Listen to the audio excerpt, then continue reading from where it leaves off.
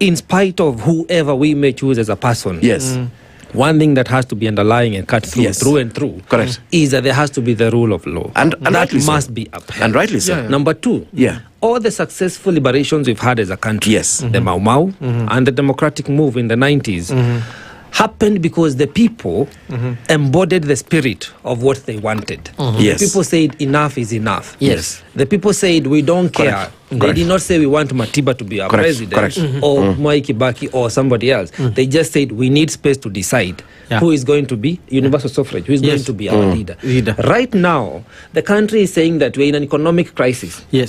The Gen Z are feeling the wrath of it because they're the ones who are paying the heavy price now and in future. We are auctioning their future through odious debt and many other issues.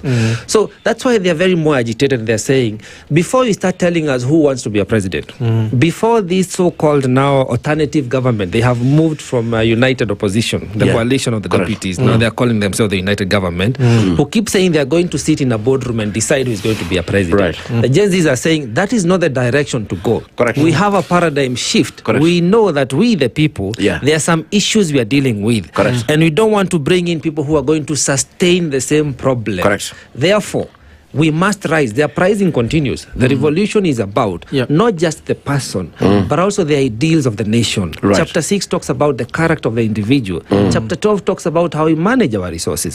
That is what Gen Z are saying. This is the leadership. And that's why they have traction. That's why people are listening to them. And that's why people have not characterized them as noisemakers and whatever. Because they have legitimate issues.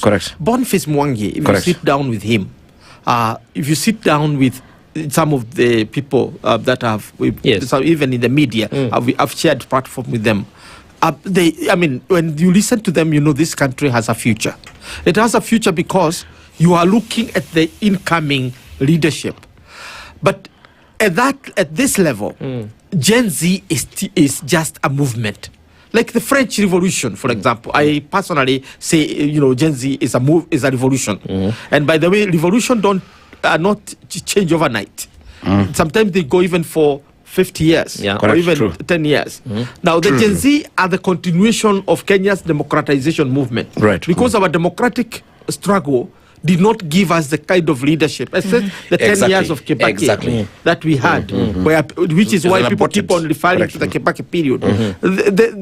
Before and after, we didn't have something you can call a leadership to which would say this is the end of the revolution.